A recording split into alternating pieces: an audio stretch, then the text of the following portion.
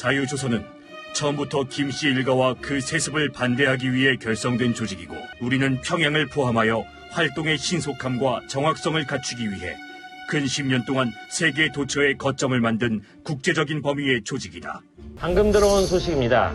김정인의 장남, 김정남이 말레이시아에서 독침에 의해 피살된 것으로 확인됐습니다.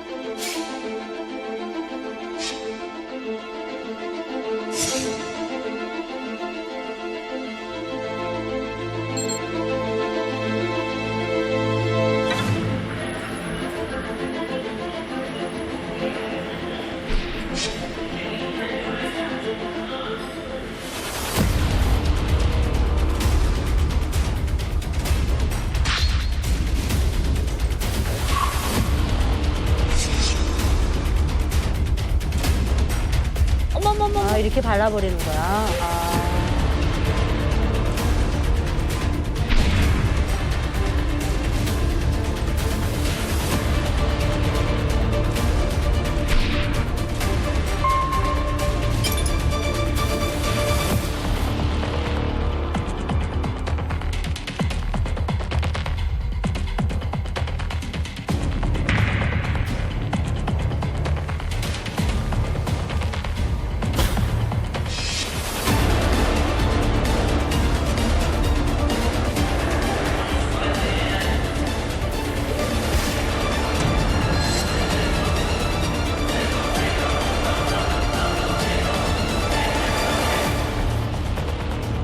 진짜 충격적이다. 와, 대박이다.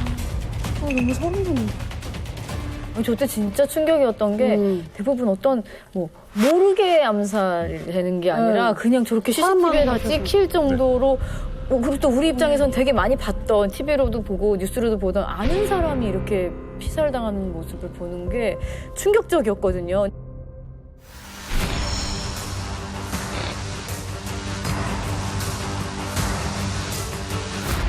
아니 그럼 이 김정남을 피살한 그 간 큰 두 여자의 정체는 도대체 누굽니까? 사실 이제 한 명은 이제 베트남 국적의 흐엉이라는 사람이고 또 한 명은 이제 인도네시아 국적의 시티 아이샤인데요.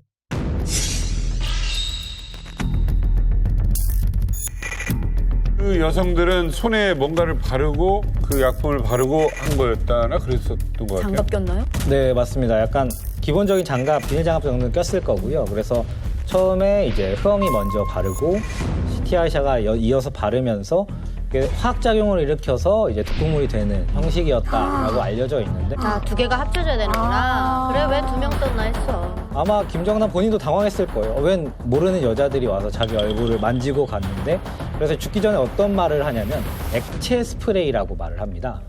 누가 나한테 액체 스프레이를 뿌렸다. 버릇이 없었구나. 그러니까 이게 무슨 약인지는 본인은 몰랐었던 걸로 보입니다.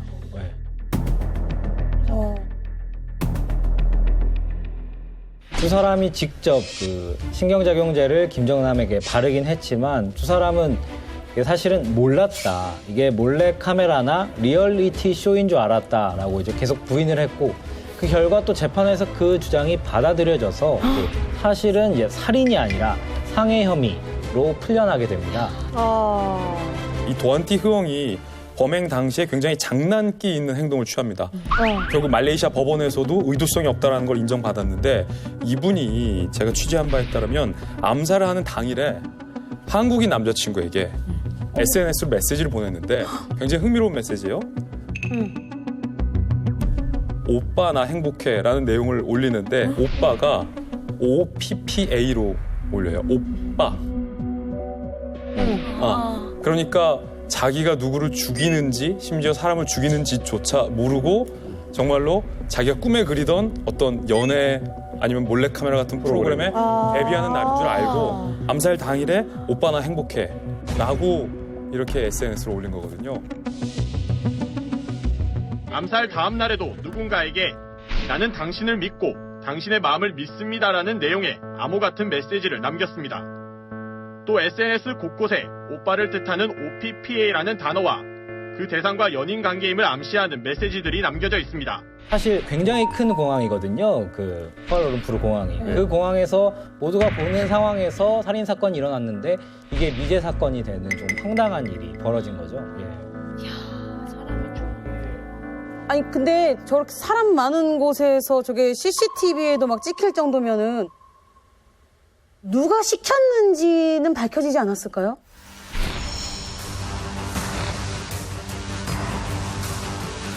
사실은 그 두 명의 여성이 그 북한 국적으로 보이는 남성들에게 돈을 미리 받고 범행 전에 그리고 범행 후에도 같이 공항을 빠져나가는 모습들이 화면에 잡혀 있습니다. 그러니까 사실은 보건대 이제 그 사람들이 북공작원이라고 보건대 사실은 그 배후에 북한이 있다고 볼 수가 있는 거죠. 김정남을 북한 공작원이 공작을 했다라면 결국 그 북한에서 계획을 했다라는 거잖아요. 공식적으로는 부인하고 있습니다. 그때 당시에 이제 대사관을 비롯해서 북한에서는 우리가 죽이지 않았다라고 이야기를 하고 있는데, 근데 이제 여러 가지 정황상에서 이제 북한에서 준비를 했다라는 상황이 밝혀지는 게, 왜냐면 이제 두 사람에게 몰래 카메라를 이제 제의한 사람이 이제 북한 사람들이라는 거거든요. 그렇죠. 거의 한 8개월 전부터 준비가 이루어졌는데, 이제 맨 처음 북공작원인 리정철이 처음 도착했었던 게 거의 이제 범행 8개월 전이었고, 그리고 베트남에 가서 자신을 미스터 Y라고 소개하면서 포섭을 했던 인물도 이제 북한 공작원이었던 사람이었고, 영상이나 증거들이 남아있기 때문에 이제 북한의 공작이라고 볼 수 있겠고,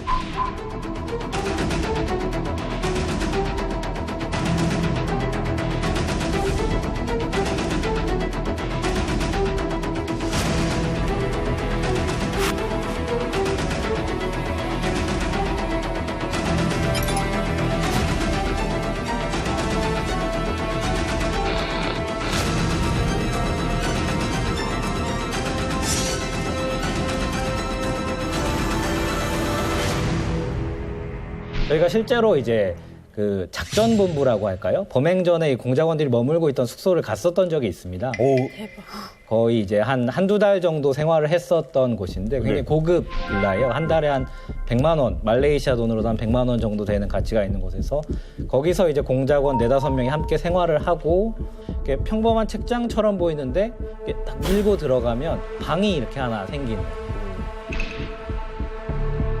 예행 연습했다는 얘기도 있었어요. 네, 맞습니다. 이게 그러니까 8개월 전부터 준비를 했다고 했었잖아요. 근데 이제 흐엉을 섭외한 게 한 4개월 전, 그러니까 12월 정도였고, 한 달 뒤에 이제 시티 아이샤도 이제 섭외를 하는데, 이게 단순히 이제 그 마지막 범행은 이제 공항에서 이루어졌지만, 공항에 가기 전에 이제 주요 이제 뭐 쇼핑몰이라든가 이제 호텔이라든가 이제 말레이시아 곳곳에서도 여행 연습을 했고, 이 시티 아이샤 같은 경우에는 진짜 프로그램이라고 속이기 위해서 그 캄보디아를 데려갑니다. 그래서 해외에 데려가서도 여행 연습을 시키고, 이런 과정을 거치면서 진짜로 이게 페이크 쇼다라고 믿게 만드는 작업들이 좀 있었던 것 같습니다.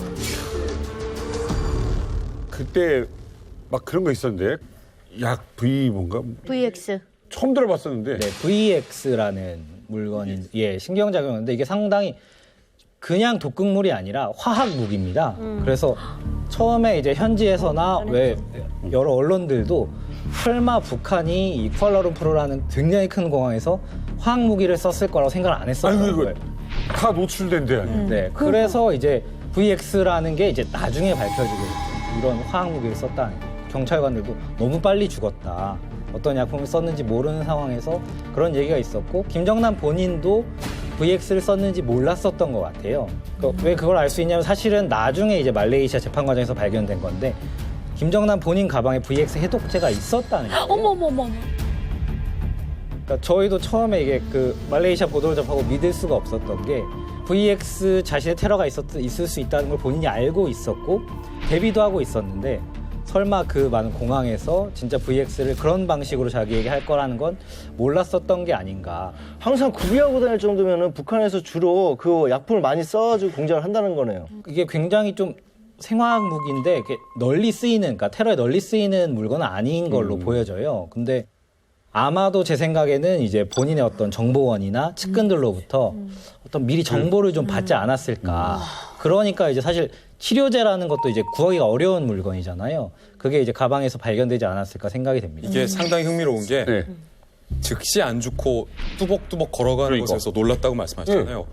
그게 놀라운 거예요. 왜냐하면 VX의 농도를 조절했다라는 거거든요. 그러니까 막 즉각- 따가워서 거기서 미치거나 이게 아니잖아요. 그게 왜 시간을 벌었냐면 그 범행 현장을 북한 공작원들이 그 쿠알라룸푸르 공항에서 지켜보고 있었어요. 야. 김정남이 바로 죽었다면 이들이 검거될 가능성이 상당히 컸겠죠. 그런데 김정남이 당황해하고 의무실을 찾아가고 의료진들이 당황하고 많은 사람들이 혼란스러울 그 틈, 그 시간을 벌어줬다. 그런데 그 시간을 철저하게 계산해서 계산된 시간에 정확하게 북한 공작원들이 다 현장을 빠져나갔다. 이게 저는 사실 되게 놀라운 지점입니다.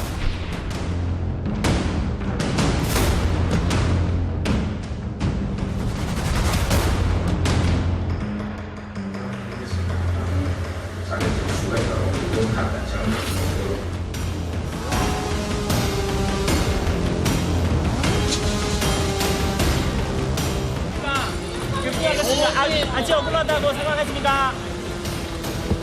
이런 식으로 안 나가서 똑똑히 하자는 이런 식으로 안 나가서 말해봐 나루와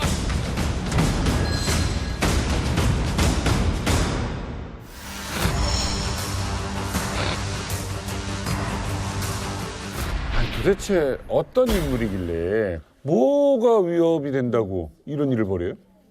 김정남이가 아마 김정은에게는 정말 미래의 커다란 위협으로 작용했을 겁니다. 장성태균은 이제 현존하는 위협이 요소였다면 그래서 제거해 버렸는데 김정남이는 어떤 면에서 위험할 수 있다고 저는 생각해 봤냐면 김정남은 나 그냥 조용히 살래. 나 건드리지 마.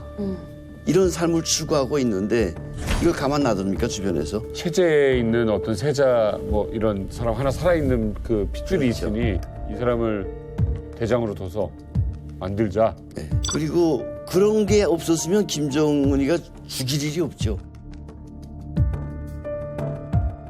사실은 많은 분들이 이제 김정남의 비운의 황태자라고 하고 2017년에 비극적으로 방금 이 기자가 말했던 것처럼 암살된 걸로 알고 있는데 네. 김정은이가 김정남을 암살하려는 시도가 한 차례 더 있었습니다. 사실은 많은 분들이 이제 김정남의 비운의 황태자라고 하고 2017년에 비극적으로 방금 이 기자가 말했던 것처럼 암살된 걸로 알고 있는데 네.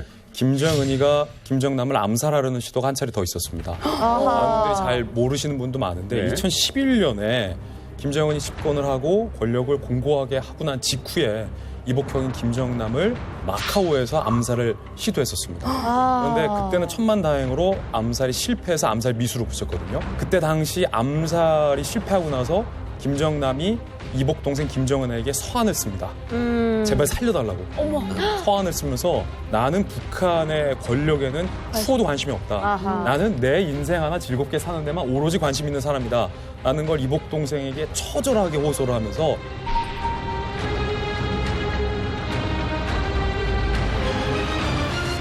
그때 2011년 암살에 실패했을 때 중국이 김정은에게 경고를 합니다. 마카오든 어디든 중국 땅 내에서는 김정남을 건드리지 말라. 결국 2017년에 북한이 중국말을 굉장히 잘 듣는다는 것이 마카오가 아닌 결국 말레이시아에서 네. 암살을 했다는 거죠.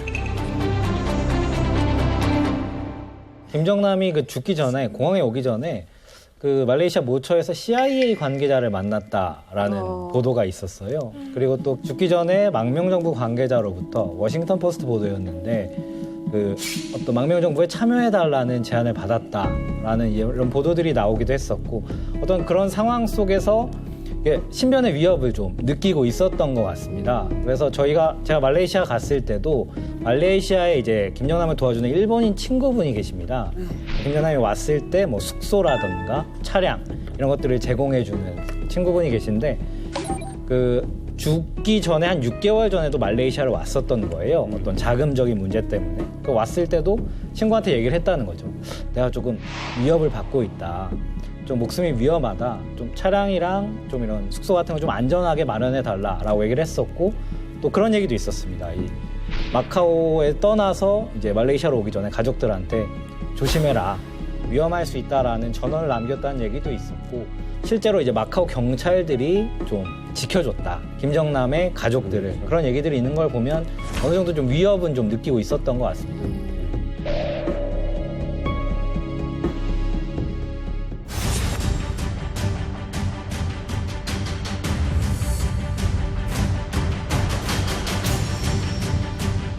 자식으로 등록했어요. 장 부장의 자식으로 등록을 해가지고 정남에 대한 애정이 엄청 큽니다. 그래가지고 중국 정부는 김정은 저렇게 어린애가 후계자로 나오니까 인정을 할 수가 없었어요. 그때 장 부장이 다녀고 말했습니다.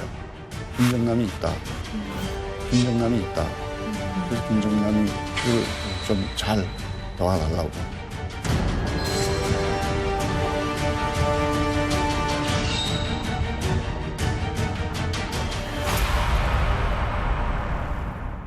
장성택의 최측근이었고요. 그리고 또 김정일 초호화 파티를 네. 예, 담당했던 분이십니다. 오늘 저희가 또 모셨습니다. 근데 신변보호를 위해서 저희가 얼굴 공개를 못하는 점 네. 미리 양해를 좀 구하겠습니다. 네, 강태석 씨 오랜만에 안녕하세요. 네. 아니, 늘 북한의 1급 비밀만 얘기해 주시잖아요. 오늘은 또 어떤 얘기인지 너무너무 궁금한데 먼저 장성택, 김정남은 어떤 사이였나요? 김정남이로 말하면 그 장성택한테는 자식이나 거의 뭐 다름없는 사이였습니다. 왜냐하면 김정일이가 70년대 초반에 중앙당 선전부 과장을 할 때 그 예술보물을 본답시고 촬영소에 많이 드나들면서 성예림이라는 그 아줌마예요. 배우를 그 눈독을 들여가지고 그 여자한테 뿅 갔어요. 성예림이라는 인물은 배우로서는 유명했어요. 김기석 기자님 배우로 유명했어요? 유명했어요. 아 그래요? 네, 그때 당시에는 굉장히 유명했죠. 아주 멋있는 배우였어요. 딱 이름 되면 알 정도의 배우였어요? 그럼요. 성예림은 다 알았어요. 그런데 사실 그 여자로 말하게 되면 당시 월북 작가 이기영이라는 분의 맏아들 이평의 처였는데 근데 남의 유부녀를 강제로 자기 처처럼 뺏어다가 뒤로 살면서 그 이평이한테는 그 애교부에 있는 여자 하나를 사람들 시켜서 중매시켜서 장가를 보내주고. 완전 막장이다. 김일성이 원래 사실 이거 다 바람폈는데 후에 김일성한테 들켰습니다. 아이고. 그 바람에 김일성이가 노발대발하면서 내가 앞으로 그 후계자감인데 후계자가 어떻게 이 혼의 자식을 이렇게 할 수 있냐. 당장 이거 이집트 당장 끊어라. 없애라. 그래서 성일임을 모스크바로 보냅니다. 러시아로 갔다. 네. 보내면서 아들은 제 새끼니까 총각인데 어떻게 그걸 키울 수도 없고 그래서 김경희가 그걸 맡았어요. 또 그 김경희가 오빠 일이라면 아주 헌신적으로 했어요. 또 장성택 자체도 자기 그 매형 일이라면 매제 일이라면 아주 충성을 다하고 그래서 그 자식으로 등록했어요. 장 부장의 자식으로 등록해가지고 그때부터 키웠습니다. 혹시 이 얘기를 장 부장님은 들었어요? 예. 90년도 여름이라고 기억되는데 같이 프랑스 갈 때도 항상 그 정남이 얘기를 하면서 저게 후계자감인데 저렇게 인정을 못 받고 해외에서 떠든다고 불쌍하다고. 항상 그때 정남이한테는 한 3만 불 이상을 달러 챙기는 걸 내가 목격했어요. 이게 보면 정남에 대한 애정이 엄청 큽니다. 그래가지고 자랄 때 또 정남이 자체가 애미 손에서 못 자라고 고모 손에 자라다 하니까 또 고모나 장 부장도 욕질도 못하고 제 배짱대로 자라서 잘하는 게. 그래가지고 말썽을 많이 피웠습니다. 어릴 때도.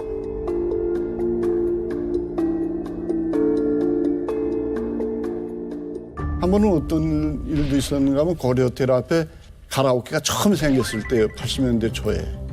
거기에 있는 어떤 아가씨한테 눈이 꽂혀가지고 얘가 저녁마다 거기에 술 먹으러 갔는데 아빠 닮았네. 그런데 그날따라 또 일본에서 온 장사꾼 일본 사람이지. 저 정남이가 좋아하는 여자를 놔주지 않으니까 정남이하고 시비가 붙어가지고 정남이가 권총을 뽑아가지고 공포 막 쏴가지고 평양시내 그날 뭐 국가보위부 뭐 허위사령부 걔들까지 막 동원돼가지고 밤에 난리를 떨었습니다. 그래가지고 뭐 하여튼 그렇게 애정을 가지면서도 항상 그 정남이 때문에 골치를 알았습니다. 그때만. 후계자 자리에서 뭔가 멀어지게 된 계기가 결정적으로 있을 거예요. 결정적인 계기는 정남이가 이렇게 국내에서도 방탕한 생활을 하다 나니까 아버지 몰래 또 가짜 요건 만들어가지고 캐나다를 통해서 일본까지 갔습니다. 근데 그게 일본 경시청에 그 꼬리가 잡힌 거예요. 그래서 공항에서 체포됐습니다. 북한 김정일 국방위원장의 장남인 김정남 씨가 일본의 위조 여권을 가지고 들어가려가다 적발돼서 현재 나리타 공항에 억류 중인 것으로 밝혀졌습니다. 일본의 주요 방송들은 오늘 저녁 일제히 김정남 씨로 보이는 남성이 나리타 공항을 통해 입국하려다 발각돼 억류돼 있다고 보도했습니다. 자신이 김정남이라고 시인했다고 법무당국의 말을 인용해 보도했습니다.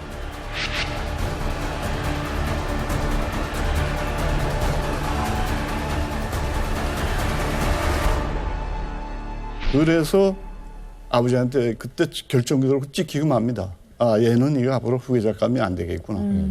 그래서 입국을 못하게끔 조치를 취해서 못 들어오게 척갈립니다. 북한에서 못 들어가요, 북한을, 평양을. 그러고 나서 누가 되죠? 그렇게 하면서도 또 애비니까 그걸 또 장성택이한테 또 시켜요. 네가 어떻게 좀 잘 알아서 좀 돌봐줘라. 그래서 그 자금을, 생활 자금을 장성택이가 계속 정상적으로 대줬습니다. 아, 그러니까 장 부장이 돈 대줬다는 건 사실. 예, 사실입니다. 그건 제가 확실하게 말할 수 있어요. 장 부장의 성향을 아시는 분으로서 김정남을 그렇게 끼고 이렇게 있었다는 거는 다른 의도가 있었을 수도 있다고 보세요? 그때 그 조선민주주의인민공화국 대표단 단장으로 해가지고 중국을 공식 방문했습니다. 갔을 때 중국 중화민국공화국에서는 국가 수반 대우를 해줬습니다. 장 부장하고 대단히 가서 그 장 부장하고 면담을 했는데 그 면담 과정에 무슨 내용이 있는가면 그때 중국 정부는 김정은이 저렇게 어린애가 그 후계자로 나오니까 인정을 할 수가 없었어요. 그래서 저 어린 게 앞으로 잘 할 수 있겠냐? 혹시 저 어린 게 잘 못할 때는 무슨 대책이 있냐? 그때 장 부장이 단연코 말했습니다. 만에서 정리가 잘 제대로 못하게 되면 대책이 있습니다.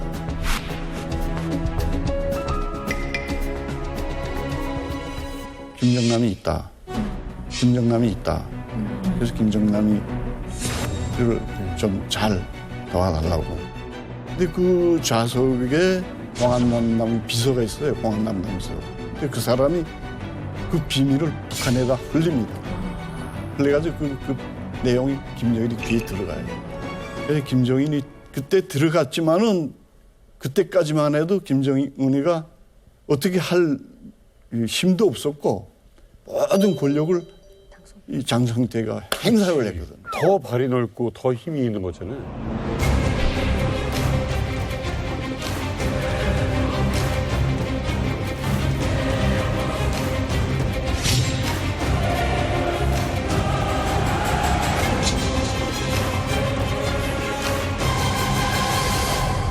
너무 힘이 있으니까 김정은 입장에서는 그때는 좀 두려웠을 수도 있겠어요. 그렇죠. 그 행정부장 중앙당의 그 조직부가 기본 부서인데 조직부하고 선전부가 그 행정부라는 엉뚱한 부서가 나와서 행정부장 하면서 모든 권한이 행정부에다 쏠린 거예요. 장 부장한테. 그러니까 그 장성택에 대한 항상 반항심이 있었죠. 네. 재심을 발휘 못하니까 조직부로서의 능력을 발휘 못하니까 그래서 그 후에 장성택이가 죽은 원인 중에 하나도 그 밑에서 반항하던 자들이 모든 자료를 다 정리한테 다 바치네. 그 자료 내용에는 장군님 혹은 수령님 하늘에는 태양이 두 개가 있을 수 없습니다.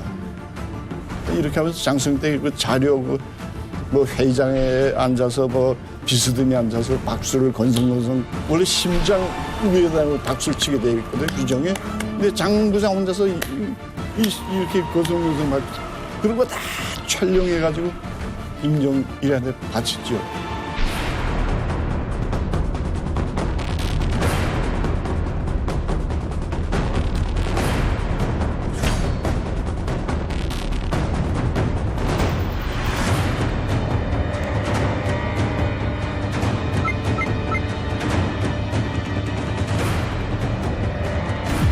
가득한 정치적 야심과 음모가이며 만고역적인 장성택을 혁명의 이름으로 공화국형법 제60조에 따라 사형에 처하기로 판결하였다.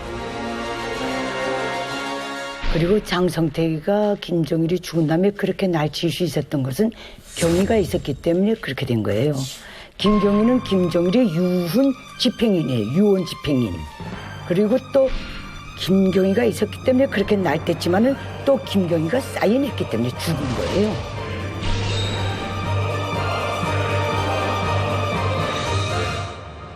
김경희하고 장성택은 이미 80년대 초부터 별거한 사이예요.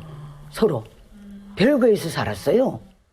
그러나 김경희는 자존심이 있으니까 그래도 남편인데 이게 그런 게 있었던 것 같아요.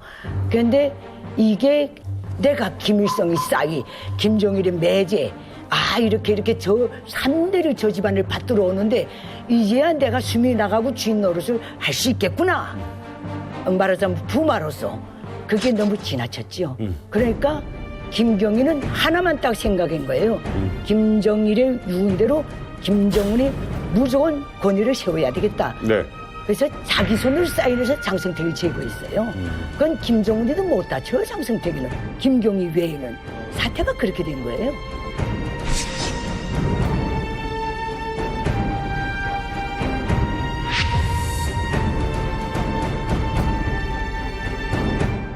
경남에도 원래는 장성택이 죽지 않으면 안 죽었을 거예요. 저는 그렇게 생각해요. 장성택이 죽으니까 정상적으로 대주던 돈줄이 잘립니다. 네. 돈줄이 잘리지. 장성택이 없어지니까 중국 쪽에서도 가만 보니까 앞으로 자기네한테도 하등의 무슨 후계자감도 못 되지. 그렇지. 그거 가지고 있어야 골치 아프니까 중국 안정부도 손떼기 시작했습니다. 그래서 결국은 제가 이 말을 처음 하는데요. CIA에 흡수됩니다. 예, 정남이가. 그 전에 여기 무슨 안드레 홍창이란 그런 조직들이 접근을 했고 그뿐이 아니고 프랑스 정보 쪽에서 대한민국도 개입했어요. 그런 것도 무조건 노했습니다, 다. 근데 이렇게 몰리니까 마지막엔 CIA, 그렇게 노노하던 CIA한테 꼬랑지를 내렸죠. 그래서 김정은 일가에 대한, 김씨 일가에 대한 모든 비밀을 다 줬어요. 그게 정은이 기회까지 또 들어갔죠. 그래서 도저히 정은이로서는 저 가만 냅둬도 앞으로 엄청 여론이 나빠, 무조건 죽일 수밖에 없다.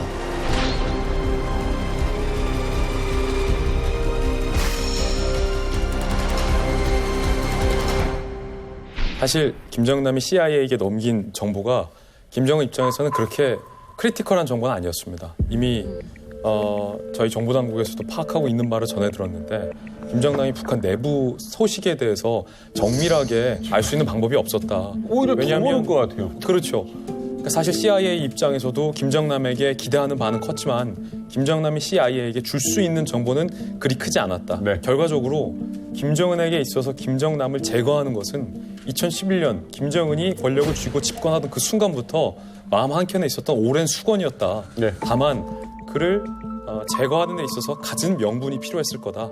저는 아마 이렇게 보고 있습니다. 김정남 피살과 아주 관련이 깊은 반북단체가 있다라는 얘기가 있어요. 아마 지구상에 현존하는 민간단체를 표방하는 기관 중에 가장 강력하게 북한에게 위협이 되고 아마 지금 이 순간 이만갑 녹화가 벌어지고 있는 이 순간에도 김정은의 머릿속에 결코 지울래야 지울 수 없는 존재가 아닐까 싶습니다. 자유조선이라는 반북단체고 구 천리마 민방대. 김일성 시대 속도전을 상징하는 천리마 이름을 딴 천리마 민방위의 홈페이지입니다. 북조선 사람들에게라는 제목의 글에는 탈출을 원하시거나 정보를 나누고 싶은 분은 우리가 지켜드리겠다고 적혀 있습니다.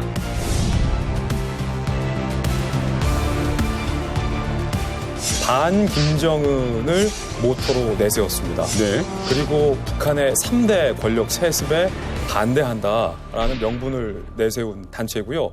실제로 김정남이 죽기 전에 김정남을 찾아가서 김정은이 아니라 김정남이 북한의 권력을 맡아달라라는 제안을 했던 것으로도 일각에서는 알려지고 있는 단체이기도 하고요. 결정적으로 제가 이 자유조선 관계자를 인터뷰한 적이 있었는데 자금도 대단하고 정보력도 대단하고 실행력도 있고 때로는 무력 사용도 서슴지 않는 어떤 결단력까지 있는 조직이었습니다. 결정적으로 아버지 김정남이 암살되고 나서 마카오에 있었던 김정남의 장남 김한솔을 구출해낸 단체가 바로 이 자유조선 단체입니다.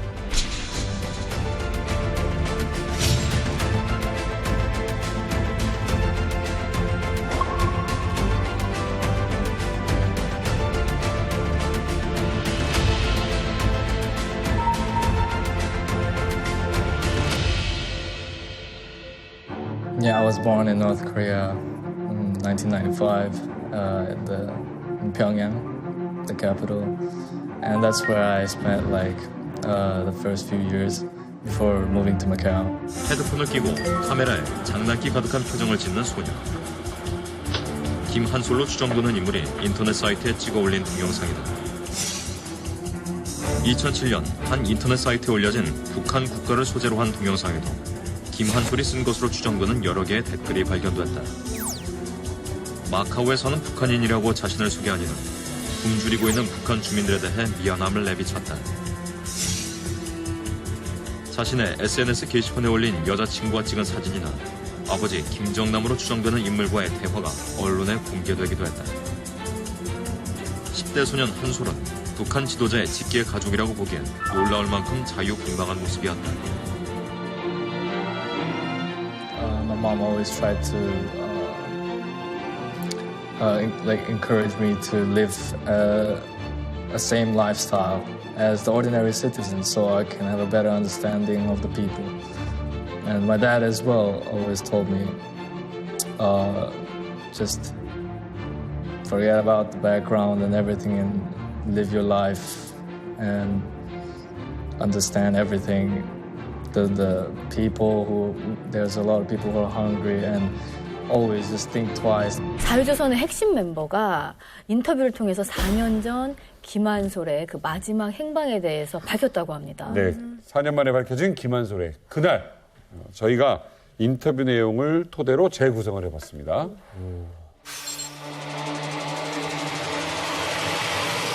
방금 들어온 소식입니다.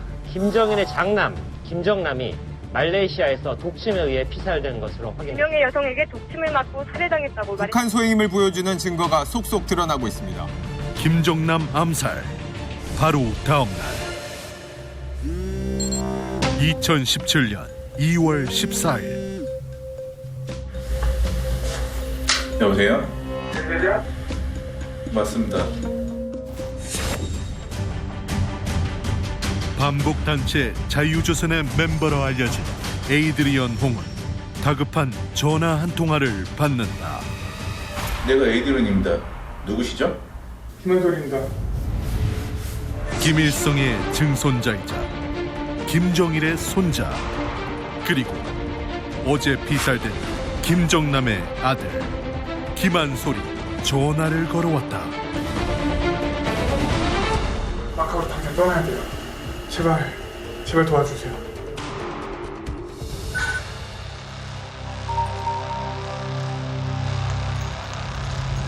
공항에서 검역의 티셔츠와 다저스 야구 모자를 쓴 우리 요원을 찾으세요. 아우명은 스티브.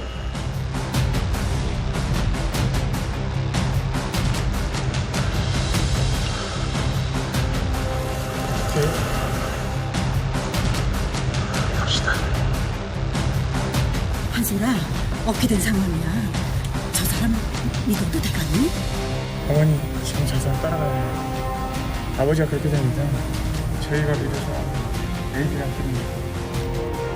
김정남 사망 직후 김한솔 가족과 자유조선 멤버는 대만의 한 공항에서 비밀 접선을 하는데 영어로도 좀 보고 계세요.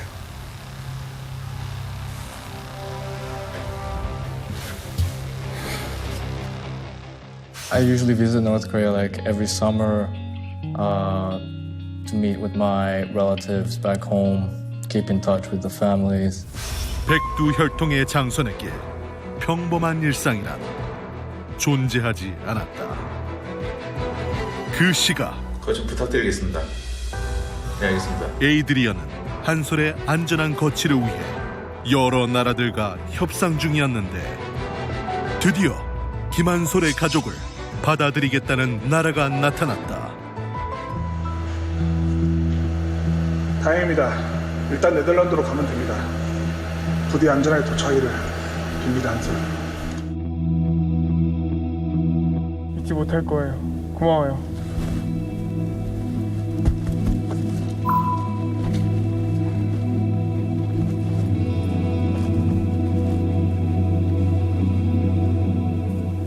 당신들은 비행기에 탑승할 수 없습니다. 한치 앞을 예상할 수 없는 김한솔 가족의 운명. 북한의 현 체제에 가장 위협이 되는 존재 김정남이 살해됐다는 것은 전 세계 안보에 엄청난 이슈였습니다. 많은 공항들은 안전의 이유로 한소와 그의 가족들의 여권을 묶어버렸죠. 그러나 그대로 공항에 있었다면 한소와 그의 가족들의 안전은 아무도 보장할 수 없는 위급한 순간이었습니다.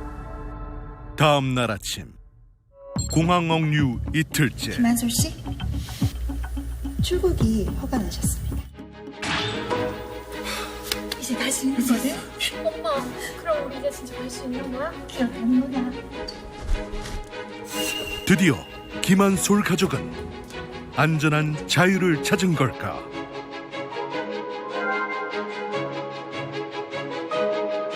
Hi, my name's Kim Han-sol from North Korea, part of the Kim family. Here's my passport.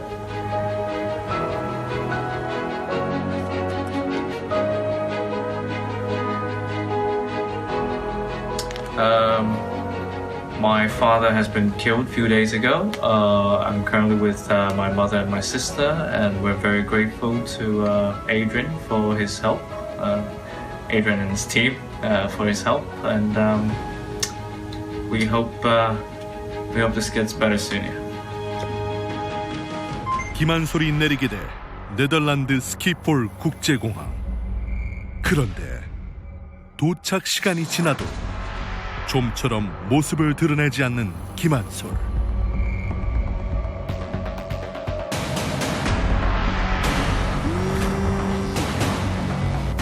한솔? 김한솔 씨? 도대체 어디입니까? 그 영문을 모르겠어요. 공항 근처 호텔 끌려가겠습니다. 그렇다면 호텔 로비에서 만납시다. 그러나 약속한 시간 만나기로 한 호텔 로비에 끝내 김한솔은 나타나지 않았다. 와, 무슨 한편의 짧은 영화를 본 것 같은데 이 엄청난 이야기가 4년이나 숨겨져 있다가요. 바로 3개월 전에 이렇게 밝혀진 거라고 합니다. 그래요. 예, 이게 사실 방금 보신 재구성 영상이 공개된 지 얼마 안 된 몇 달 전에 공개된 내용인데요. 자유조선이 김한솔을 구했다라는 것 정도는 알려져 있었지만 어느 나라로 갔는지 구체적으로 어떤 과정이었는지는 지난 11월에 언론 인터뷰를 통해서 알려졌게 됐고요. 자유조선이 전면적으로 반북한 활동을 한 것은 방금 보셨던 것처럼 2017년 한솔 군이 여권을 공개하면서 My name is 한솔 킴이라고 말했던 그 영상을 찍는 순간, 그리고 두 번째는 2019년에 3월 1일에 굉장히 북한 정권으로서는 충격적인 퍼포먼스를 하고 그 영상을 전 세계에 공개합니다.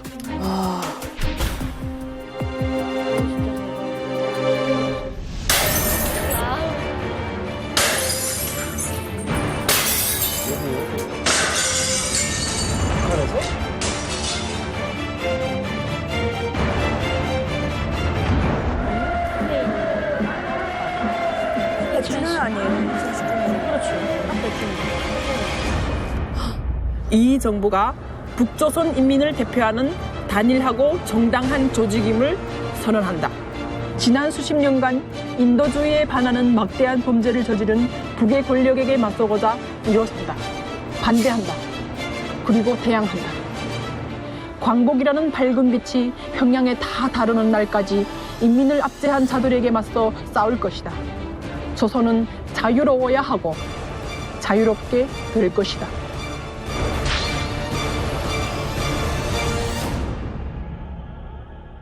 근데 저는 지금 너무 이 북한 입장에서 제가 봤을 때 다른 건 몰라도 초상화를 낀 거는 지금 엄청난 충격을 받고 엄청 난리 났을 것 같은데요?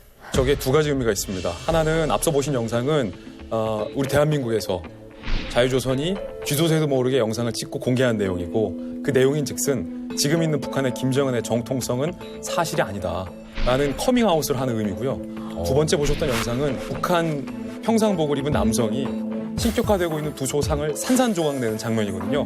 아마 우리 탈북하신 분들이 저 의미가 어떤 의미일지 훨씬 저보다 더 잘 아실 것 같습니다. 얼마나 충격적일 것인지. 초상화 깬다는 거는 이건 큰 거죠. 그냥 이 정치범이거든요. 상상도 할 수 없는 일이고 혹시라도 거기 훼손을 했다게 되면 3대가 멸족인데 저게 과연 북한에서 일어난 일이 사실이에요. 그러게요. 저도 사실은 저게 설마 북한에서 그랬을까 싶은데. 북한 지상예법인 당의 위쪽 영도체계 확립의 10대 원칙 가장 중요한 항목이 하나가 뭔지 알아요? 수령의 초상화, 동상, 초상장볼 목숨처럼 지키라 그랬어요. 관려고 그 한 조항이 딱 있어요. 초상화 이거는요. 살아서나 죽어서나 신이에요. 그건 김일성과 같이 똑같이 다뤄야 돼요. 내가 국가로부터 집을 배정받는다. 나보다 초상화가 먼저 들어가야 돼요. 그놈의 집에. 집에 먼저 초상화를 걸어야 입주할 권리를 가져요.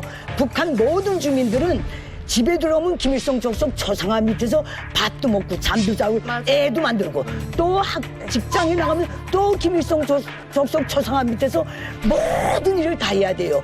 그러면 다 밖에 나갈 때는 초상의장을 또 달고 나가야 돼요. 이거는 김일성 족속의 노예다. 명백한 딱지예요. 21세기에 아직도 저런 나라가 있어요. 그러니까 깬 거를 영상을 올린다라는 것 자체는 그러니까 뭐냐면 우리는 그 어떤 위협도 두려워하지 않는다. 그리고 나는 너희 체제를 전혀 인정하지 않는다. 라는 아주 강력한 메시지를 보낸 거는 사실인 것 같아요. 선언문 내용 중에 그 막대한 범죄를 저지른 북한, 맞서 싸우겠다. 실제로 저 단체가 북한을 어떤 위협을 하거나 그런 행동을 제스처를 보인 적이 있습니까? 2019년에 이 자유조선이 스페인 북한 대사관을 습격한 사건이 있습니다. 북한 임시정부를 표방한 자유조선이라는 단체와 스페인 북한 대사관 습격 사건과 관련된 소식 전해드리겠습니다. 주도자 에이드리언 홍창은 사업가로 변신해 미리 안면을 텄고 경찰에게 대사관 직원인 척 연기까지 했습니다.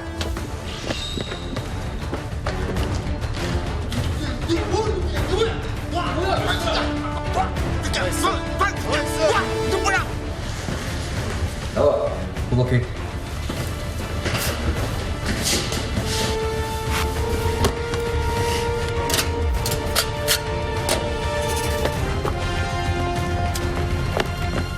그 일로 사실 앞서 말했던 에이드리온 홍이 수배가 됐는데 저희가 나중에 취재하면서 알게 된 건데 정말 우습게도 이 10명의 무장 괴한이 위협했었던 총은 그 근처에서 구입한 가짜 총. 즉 장난감 총이었던 것으로 밝혀졌습니다. 그러니까 이 하나를 보더라도 자유조선은 민간인을 희생할 생각은 없다. 오로지 북한에만 저항한다. 다만 제가 만났던 자유조선 관계자 얘기에 따르면 우리는 반북 단체가 아니다. 반 김정은 단체다. 이걸 좀 명확히 해달라라고 굉장히 강조를 했던 바 있습니다.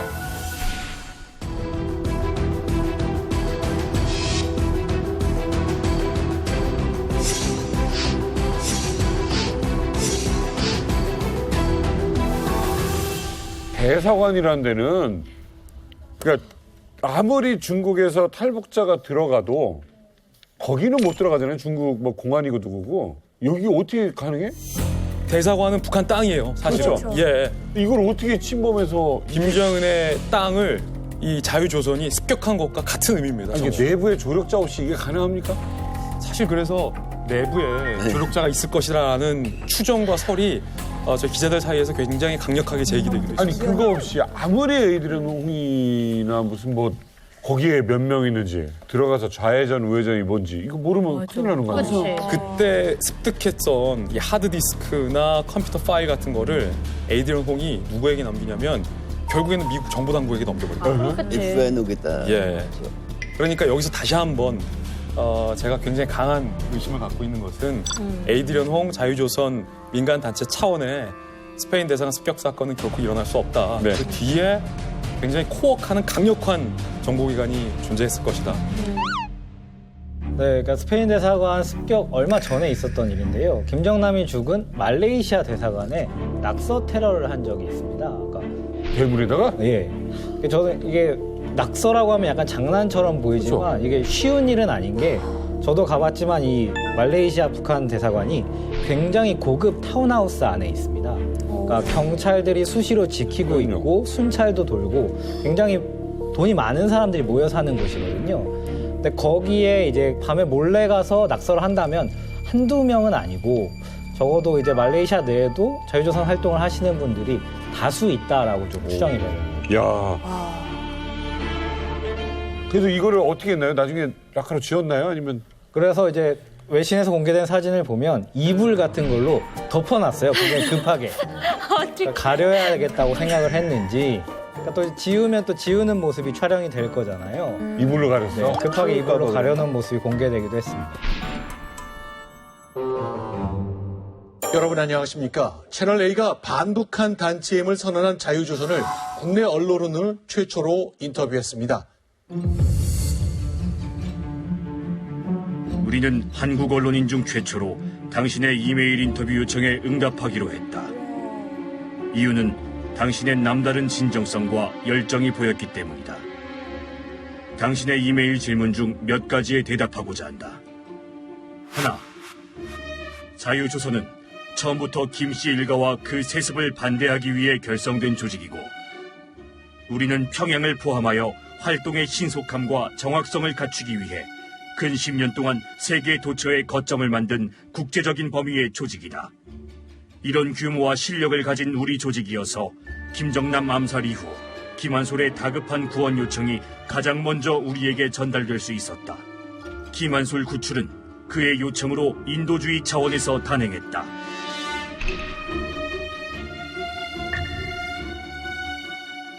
반북단체 자유조선과의 최초 인터뷰 어떻게 하게 되신 건가요? 이게 2019년인데요. 저희가 그때 이제 거의 연초부터 저뿐만 아니라 저희 취재진들이 취재를 계속 해왔습니다. 그러니까 윤석열 말씀하셨던 그 3월 1일 탑골공원에서 선언문을 읽고 그 전에 설리마 민방위에서 자유조선으로 이름을 바꾸고 또 가상화폐로 모금을 받기 시작하고 하면서 본격적으로 모습을 드러내기 시작을 했거든요. 그래서 저희가 좀 다각도로 자유조선과 접촉을 하기 위해서 노력을 했고 처음에는 사실 국내에 계신 탈북민 분들 중이라면 제안을 분명히 자유조선 제안을 받거나 아시는 분이 있을 거라고 생각을 했어요. 그래서 탈북을 돕고 계시는 국내 다수의 탈북민 분들에게 접촉을 했는데 사실 저희가 언론이기 때문이라서 그런지 모르겠지만 딱 내가 자유조선이다라고 말씀해 주신 분은 없었고 그래서 저희가 방법을 찾다가 그러면 해외에 계신 분들 중에서 식자층, 그러니까 지식이 좀 있으신 분들 그리고 좀 금전적으로 좀 여유가 있으신 분들에 접촉을 해보자 해서 무작위로 좀 연락을 드리다가 몇 분 연락이 닿았고 그중에 한 분이 한국을 한번 올 의향이 있다. 한번 그때 저희가 만났었는데 그때까지만 해도 본인은 절대로 내가 자유조선이라 얘기하지 않으셨어요. 대신에 내가 좀 안다. 그 사람들을 좀 알고 있다. 관계자다라고까지만 얘기를 했다가 그리고 나서 저희가 계속해서 메일도 보내고 뭐 연락도 취하고 여러 가지 방법을 강구하다가 사실 연락이 끊어졌다가 이제 보도가 5월 28일에 나왔을 겁니다. 그때 자유조선의 공식 메일로 입장이 전달된 겁니다. 이게 공식 메일이라는 게 왜 중요하냐면 공식 메일로 답변이 왔다는 건 어떻게 보면 종합된 의견, 공식적인 의견이라고 왔었던 거고 기억이 나는 게 그 당시에서 밝혔었던 게 우리는 반 김정은이다. 그러니까 반 북한 단체가 아니라 반 김정은이고 우리가 돈과 힘을 갖추고 있다. 그러니까 저는 조금 이제 김진 선배랑 생각이 다른 게 그러니까 단순히 미국이 뒤에 있다라고 판단하기보다는 그러니까 탈북민분들 중에서도 해외에서 굉장히 성공하신 분들 그리고 공부를 많이 하신 분들이 계시거든요. 자금력과 네트워크를 갖추신 분들 에이드리언 홍 같은 사람들이 꽤 계십니다. 그런 분들이 어떤 힘을 모으고 있는 것이 아닌가라고 저는 생각하고 있습니다. 인터뷰 내용 중에 자유조선 이 조직이 평양 내에도 있다고 하는데 이게 평양 그 안에 있을 수 있는 겁니까? 저희가 접촉할 때마다 굉장히 반복적으로 주장하고 있습니다. 북한 내에도 우리 조직원이 있다. 그리고 정식 인터뷰에서는 거점을 가지고 있다라고 주장을 하고 있고요. 그런 걸 이제 계속적으로 강조를 하면서 우리 네트워크가 단순히 이제 일부에 지나지 않고 이제 북한 내에서도 있다, 어느 정도 세력화가 돼 있다라는 거를 이제 얘기를 하고 있는 것 같습니다. 그럼 어느 정도 규모인지는 아무도 모르는 거네요. 저는 개인적으로 취재를 하면서 약간 에이드리언 홍이 이제 리더로 알려져 있지만 뭔가 리더 한 사람이 카리스마를 이렇게 딱 휘어잡는 조직이라기보다는 상당히 네트워크 조직이라는 생각이 들었어요. 그러니까 김진 선배가 인터뷰하셨을 때도 에이드리언 홍이 몸통이 아니다. 에이드리언 홍한테 혹여 무슨 일이 생기더라도 우리는 문제가 없다라고 이제 주장을 하는 것처럼 마치 이제 프로젝트를 꾸리는 것처럼 스페인 대사관 습격 같은 것도 일부 인원들이, 그러니까 통일된 의견이 아닙니다. 일부 인원들이 자기네들이 활동을 벌이고 알려진 바로는 이제 상당한 고위층 자제들도 그 장성택 숙청 후에 그 라인이 이제 빠져나가면서 고위층들의 자녀들이 이제 해외에 나와가는 경우들이 많거든요. 그런 인원들이 상당수가 이제 포함이 됐다라는 얘기도 있는데 확인된 바는 아닙니다. 누가 주도하고 있는지 또 몇 명이나 참여하는지 모든 게 베일에 쌓여 있습니다. 재미교포 북한인권운동가죠. 에이드리언 홍이 리더라는 증언이 나왔습니다. 30대 후반의 에이드리언 홍은 예일대 출신으로 재미교포 1.5세대입니다. 지난 2004년 미국에서 북한 자유, 일명 링크라는 비정부 단체를 만들어 탈북자를 지원하는 등 북한 인권 활동을 해왔습니다. 저 에이드리언 홍이 대학 2학년 때부터 잘 압니다. 미국 갈 때마다 만나고 같이. 그래요? 네.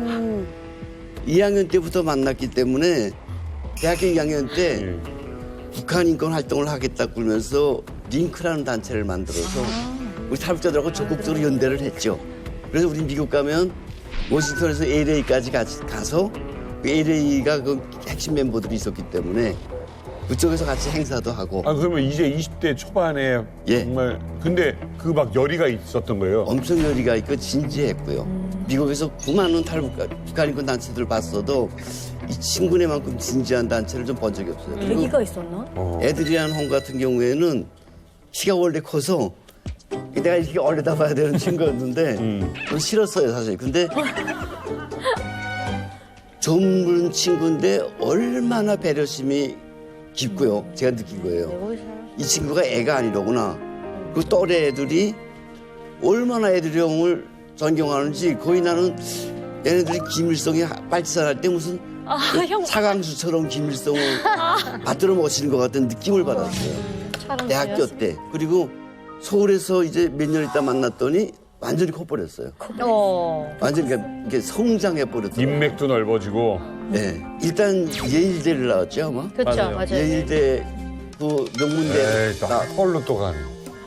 아니. 왜냐하면 에이드리언 홍이 미국 예일대에 재학할 때 2004년에 북한 인권 세미나에 참석하고 에이드리언 홍이 거기서 큰 충격을 받습니다.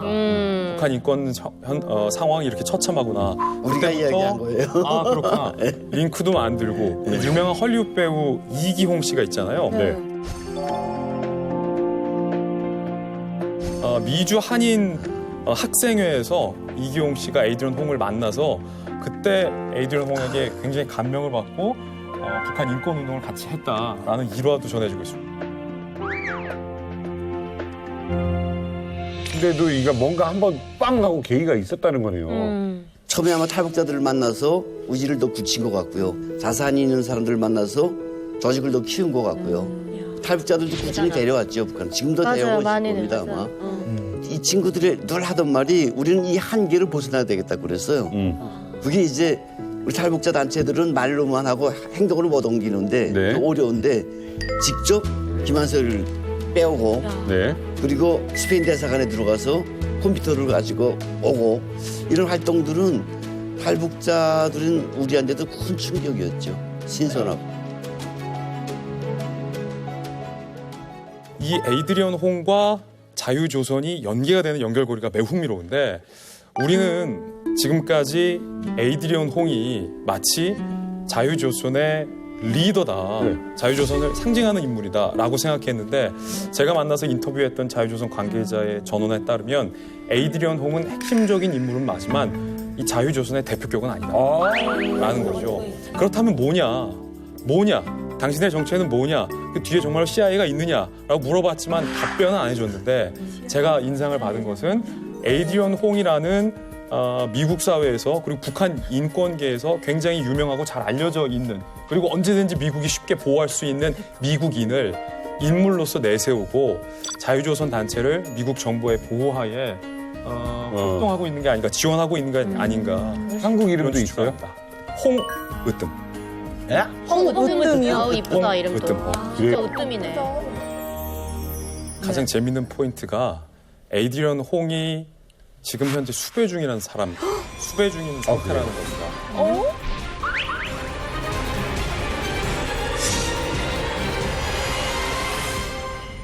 미국에 의해서 수배 중인 상태인데 이 에이드리언 홍의 인터뷰 기사가 이서영 기자가 말했던 것처럼 이제 나왔던 거죠. 흥미로운 대목은 미국의 정보기관이 정보력을 총동원을 해서 과연 수배 중인 에이드리언 홍을 못 잡는 걸까요?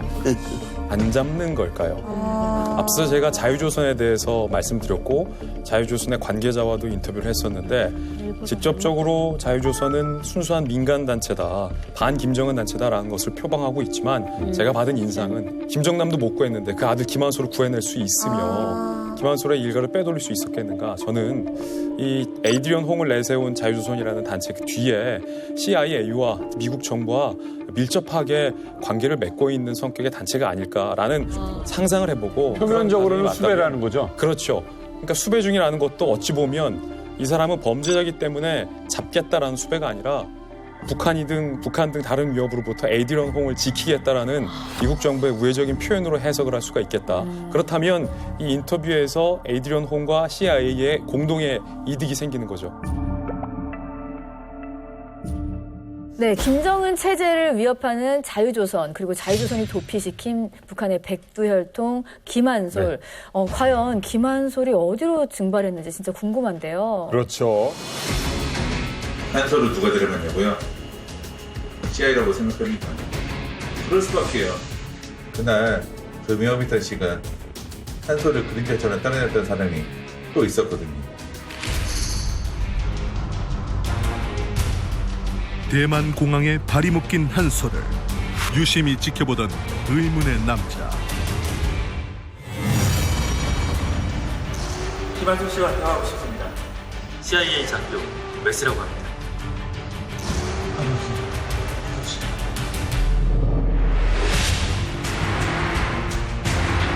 지금부터 제가 암스테르담까지 동행하겠습니다. 가시죠.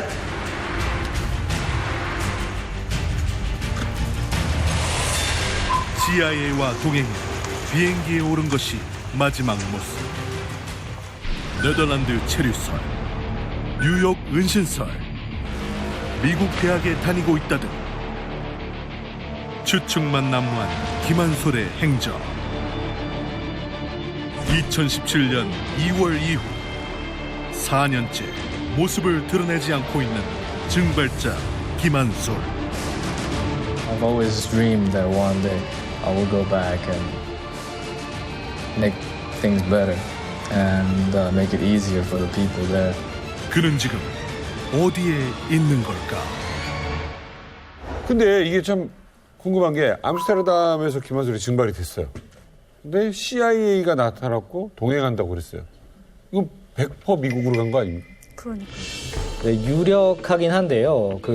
사실 CIA가 어떤 조력을 했다, 그리고 뭐 데려갔다라는 서열 자체는 유력한데 방금 보신 영상에처럼 뭐 네덜란드에 있는지 혹은 미국 어딘가에 있는지 등등에 대해서는 사실 의견이 좀 분분한 상황입니다. 사실은 저희가 알면 당장 저희 취재진이 찾으러 만나보러 갈 텐데 사실은 전혀 알려지지 않은 상황이고 가장 유력한 건 이제 CIA가 FBI로 넘겨서 FBI의 안전가옥에 머무르고 있다라는 유력한 설이 있는데 하지만 뭐 정확한 위치나 이런 것들은 알 수 없는 상황입니다. 근데 CIA가 데리고 있으면 왜 김한솔이 그 호텔에서 내가 여기 호텔로 끌려왔다고 스티브한테 전화를 해요? 이게 사실은 이 인터뷰 내용 자체가 이제 에이드리언 홍의 주장이고, 그리고 또 이제 사실은 본인이 어떤 구하는데 결정적인 역할을 했기 때문에 가장 잘 알고 있긴 하겠지만 저희가 어디까지 믿을 수 있는지는 사실은 좀 어려운 부분입니다. 그러니까 CIA랑 같이 했는데 나는 여기까지 모르겠다라고 빼는 거일지도 모르겠다는 생각도 있고, 이건 모두가 이제 모르던 일이에요. 지금 뭐 미국에 있다 아니면 뭐 아니다 뭐 어딘가에 또 있을 것이다 라고 하는데, 강태혁 스님이 생각하는 김한솔의 행방은 어디일 거라고 생각하십니까? 네, 제가 확신할 수 있는 정보인데, 한솔이는 미 CIA에서 데려다가 호주까지 데리고 갔어요. 호주에 있는 미 CIA 안가에 보호하고 있다는 것은 몇 달 전입니다. 현재는 뭐 미국에 갔는지 그 이후의 상황은 모르겠지만 몇 달 전까지 호주까지 가서 호주에 있는 미 CIA 안가에 있다는 게 확실히 밝혀졌어요. 호주일 수도 있다라는 얘기는 어떻게 일리 있다라고 생각하세요? 아니, 일리가 있는 게 적었다가 지금은 호주에 없을 수 있다고 해서 덮었는데 다시 얼었습니다. 다시 얼었어요. 왜냐하면 이 미국의 정보당국은 세계 각국 우방들과 긴밀하게 협조를 합니다. 영국, 특히 예, 그럼요. 호주, 영국뿐만 아니라 프랑스, 대한민국, 이스라엘이랑도 긴밀하게 협조를 해서 굉장히 중차대하게 보호해야 할 사람 같은 경우는 전 세계를 순환을 시키면서 보호하는 경우가 상당히 많거든요. 그렇기 때문에 호주 이후에 또 다른 장소, 또 다른 장소, 또 다른 장소를 거치면서 북한이 전혀 눈치채지 못하는 장소로 아마 은신하고 있지 않을까. 뭔가 좀 퍼즐이 맞춰지는, 어쩌면 앞서서 에이드리언 홍 인터뷰에서 마치 CIA에 의해 한솔이를 뺏긴 것처럼 인터뷰를 했지만 그 인터뷰를 하고자 하는 어떤 보여주고자 하는 뭔가의 의도가 있었지 않았을까. 우리도 모른다.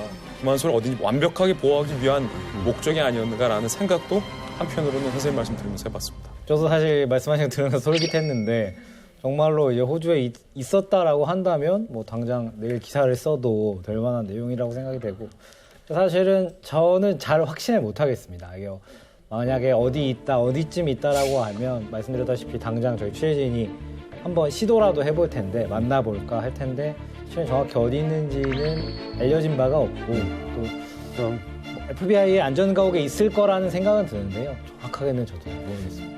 자, 그런데 여러분, 김한솔이 사라지기 직전 프랑스에서 뭐 유학 생활이다 했을 때 그때 김한솔을 직접 본 분을 모셨습니다. 네.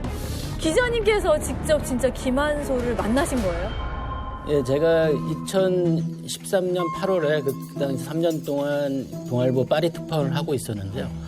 그때 8월쯤에 김한솔이 파리 명문대학인 파리 정치대학에 입학을 했다. 이런 소식을 외신에 나왔습니다. 그래서 직접 한번 확인을 해봐야 되겠다. 그래서 근데 파리 정치대학은 정말 명문대학입니다. 지금 현직 대통령인 엠마뉴엘 마크롱 대통령, 그리고 전직 대통령인 프랑스와 올랑드 대통령 다 그 학교 출신이고요. 우와. 김한솔을 한번 만나보고 싶다. 네. 인터뷰를 해야 되는데, 근데 파리 정치대학이라고 다 파리에 있는 게 아닙니다. 1, 2학년 동안은 각 전공별로 프랑스 전국 한 7개 도시에 캠퍼스가 있는데, 근데 김한솔의 전공은 뭐냐면 아시아 유럽 관계학입니다. 아시아와 유럽의 정치, 경제, 사회, 문화를 집중적으로 연구하는 학교인데, 그 학교는 르 아브르라는 도시에 있어요. 그러니까 파리에서 한 북쪽으로 해서 노르망디 해변에 있는 작은 도시인데. 노르망디 쪽이구나. Je ne veux pas travailler, je ne veux pas déjeuner, je veux seulement oublier, et puis je... 근데 그 학교가 워낙 소도시에 있기 때문에 해외 유학생들도 다 기숙사 생활 할 수밖에 없어요. 그래서 기숙사에 가면은 만날 수 있을 것이다. 그래가지고 가가지고 기다리는데 밤 11시쯤 다 돼가지고 들어오더라고요. 근데 그때는 그냥 아무 생각 없이 들어온 거죠. 근데 그 흰색 면티 그리고 뭐 반바지 이렇게 슬리퍼 차림인데 옆에 그 과 학생회장인 2학년 형이 이렇게 보호를 해가면서 들어오더라고요. 근데 그래서 뭐 사진도 찍어야 되고 인터뷰도 해야 되는데 그 선배가 계속 막고 보호를 하면서 바로 계단을 타고 바로 그냥 기숙사 방으로 들어가 버렸어요. 그 사람도 이 옆에 있는 사람도 아마도 북에서 온 사람이에요? 아니면은 프랑스 학생. 프랑스인. 근데 왜 보호해줬죠? 아니, 과의 학생회장이니까 혹시라도 그 김한솔이 그 동양 사람이 누가 와 있으면은 그리고 또 언론에 이렇게 나가는 것도 얘가 지금 원치 않으니까 그걸 보호를 해준 거죠. 그러면 일단 취재를 못 하신 거네요. 근데 그대로 잠깐만요. 포기하고 돌아오시진 않았을 것 같은데요. 그럼. 그쵸? 그냥 뭐 안 되죠. 회사의 기둥인데.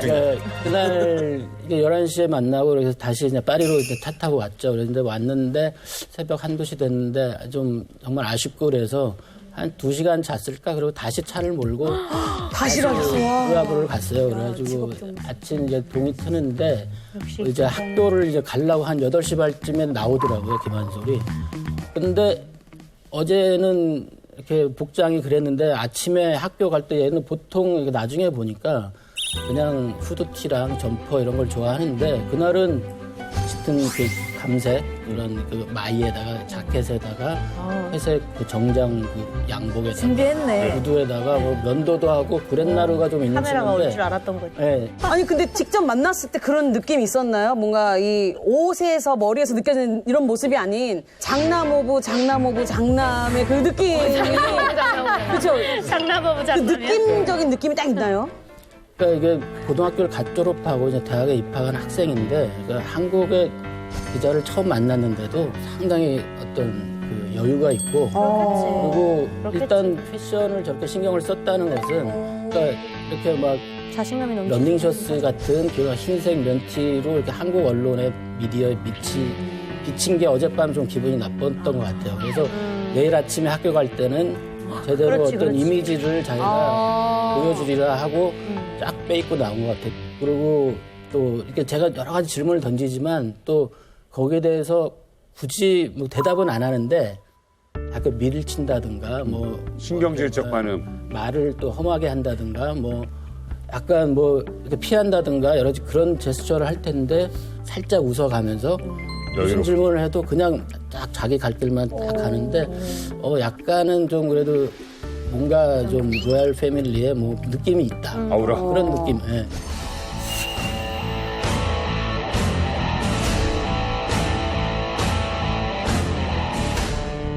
김한솔이 2017년 그러니까 김정남 그 아버지가 피사를 당한 후에 네덜란드에서 증발을 합니다. 근데 그 전에도 한번 잠적을 했어요. 그러니까 그게 바로 2013년 12월인데 장성택이 처형이 됐을 때인데요. 장성택이 김한솔, 김정남 부자를 후원했기 때문에 장성택이 처형되면 김한솔도 위험하겠구나. 제가 그런 생각들을 많이 했습니다. 그래서 다시 그 르하브르 학교를 찾아갔어요. 그래서 갔더니 저 김한솔 이름하고 영어로 돼 있거든요. 영어로 몇 호실 그 우편함이 있어요. 거기에 김한솔 이름만 싹 뺐더라고 이름. 다른 학생은 다 있는데 왜냐하면 이름하고 방 호수가 있으니까 만약 북한 공작원이나 테러리스트가 오면은 자기 위치가 노출이 되잖아요. 그러니까 그거를 뺀 것 같아요. 그래서 그러고 친구들한테 물어보니까 요즘 시험 기간인데 중간고사 시험 기간인데 시험 보러 학교를 안 온다. 그리고 또 수업도 안 들어왔다. 그리고 결정적으로 또 아까 그 우편함에 이렇게 봤더니 그 아마존에서 이렇게 택배가 왔는데 배달을 왔는데 수취인이 없어서 간다. 이 책을 찾으려면 우체국으로 와라. 그런 통지서가 있더라고요. 그러니까 근데 그 통지서를 보니까 배달원이 온 날짜가 12월 12일이에요. 그날이 딱 장성택이 처형된 날이에요.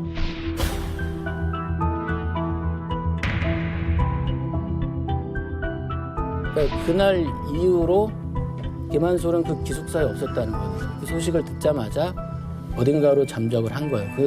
그러고 제가 한 2, 3일 뒤에 갔는데 계속 학교도 안 나오고 그래서 이름표도 뺐고 그래서 김한솔이 사라졌다. 그러니까 잠적했다. 그러니까 이름표가 일단 사라졌다.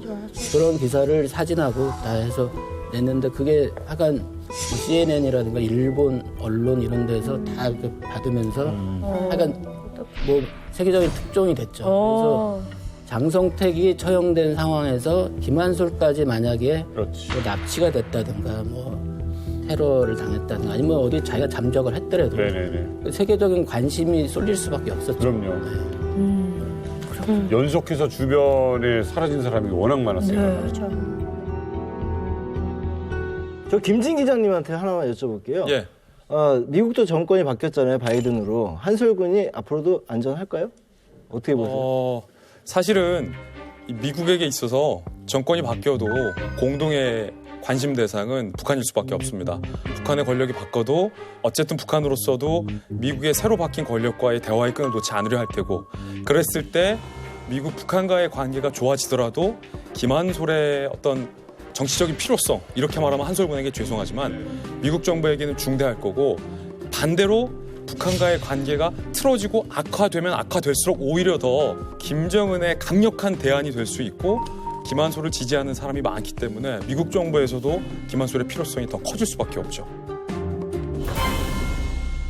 김성민 대표님, 김한솔이 언제쯤 무슨 상황이 되면 세상에 나타날까요? 김정은이 죽으면 나타나지 않을까요? 간단하네. 김정은이가 한솔이의 아버지를 죽였기 때문에 아들 못 죽일 일이 없고 또 살아있는 아들은 아버지의 복수를 꼭 하고 싶을 거예요. 그러면 김정은이 없어야지 나타나죠, 자연스럽게. 사실은 이제 한 4년째 거의 이제 소식이 끊겨 있잖아요. 마지막 영상 공개된 이후로. 그래서 언제쯤이라고 예상할 수는 없지만 근데 저는 이제 취재하면서 이제 김한솔 씨가 굉장히 좀 명석하고 또 똑똑하고 좀 소명의식을 가진 사람이라는 생각이 들었어요. 어떻게 보면 굉장히 불운한 운명일 수도 있지만 그런 것들에 대해서 좀 긍정적으로 결정을 하지 않을까라고 생각이 들고 뭐 언제일지는 모르겠지만 만약에 김한솔 씨가 나온다면 굉장히 좀 큰 의미가 있는 일이 아닐까 생각을 합니다. 김한솔이 지금 나타나지 않는 건 위험하기 때문입니다. 반대로 위험하지 않을 때 김한솔은 나타날 수 있다. 관련해서 전 두 가지 상상을 해봤고 그 두 가지 상상을 엮는 키워드 하나가 떠올랐습니다. 망명. 무슨 얘기냐면 김한솔이 한국으로 망명할 수도 있다. 라는 상상을 해봤습니다. 한국에서 북한의 김정은을 바로 겨누고 있는 그 상황에서 김정은 정권을 무너뜨리는데 백두혈통이 앞장선다면 그 파급력이라는 것은 어떠할까? 라는 상상을 해봤고 두 번째는 앞서 여러분들이 말씀해 주셨던 것 중에 망명 정부를 떠올렸거든요. 국제적인 후원 하에 북한을 대항하는 정통 정부를 자임하는 망명 정부가 세워지고 그 망명 정부의 주요 일원으로서 김한솔이 위치할 수 있다면 제 아무리 김정은이지만 김한솔을 어찌할 수는 없을 것이다. 김한솔로서도 그런 상황이 됐을 때 두 가지 상황이 됐을 때는 모습을 드러낼 수 있지 않을까. 한솔이는 영원히 못 나옵니다. 어떤 경우도 앞으로 북한이 자유화 방향에서 한솔이가 할 일은 수단으로서도 필요 없어요. 북한 주민 자유화하는 데서 뭐 김일성 적서 어차피 없어질 것들 한솔이까지 내서서 백두산 서로 깔아. 이거는 삼류 소설에 관한 문제고 엄정한 거예요. 이거는 김한솔이는 이것으로서 제게 아버지 정남이가 독살 당하는 그걸로 끝으로 얘는 그저 그렇게 사는 거예요. 신분 세탁하고. 또 세습이잖아. 네, 그거는 어떤 경우도 북한 자유화의 길에서는 한솔이는 수단으로도 못 씁니다. 써서도 안 됩니다. 불로소득으로 김일성 북한 주민들이 피땀 흘려 번 돈 오고 해외 유학 알 때부터 돌아다니는 애들이에요. 북한에 얼마나 수재가 많고 공부 잘하는 애들이 많아요. 그래도 누구 하나 못 나갔어요. 맞아요. 저는 그게 꼭 과연 나쁘게 봐야 할 만한가라는 생각이 들거든요. 과연 나쁘게 봐야 할 만한가라는 생각이 들거든요. 나쁘게 봐야죠.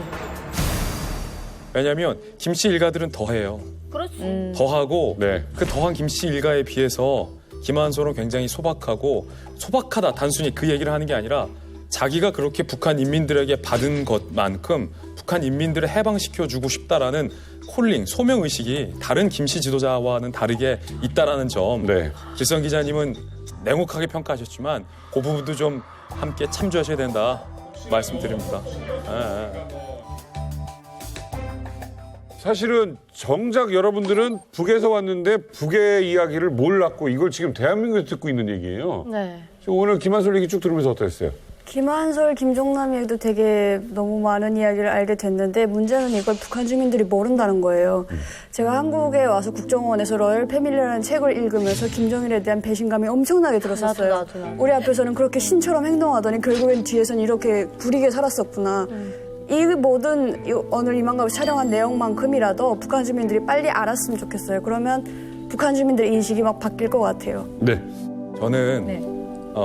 저는 제 프로그램도 좋지만 북한 주민들이 우리 이제 만나러 갑니다. 하나도 편집 없이 다 볼 수 있는 세상이 와야 맞아요. 통일이 가까워진다는 생각을 맞아요. 해봤습니다. 이걸 봐야 돼요. 엄청난 위험한 프로죠. 네, 봐야 돼요. 제가 갖고 있는 생각은 그죠? 이 장밋빛 낙관만으로는 결코 통일이 이루어지지 않는다. 북한을 있는 그대로 제대로 직시할 때만이 통일이 이루어질 수 있다. 그걸 가능케 하는 이제 만나러 갑니다. 채널A 대표 간판 프로그램이니만큼 더욱더 역할에 잘 해주시기를 바라겠습니다.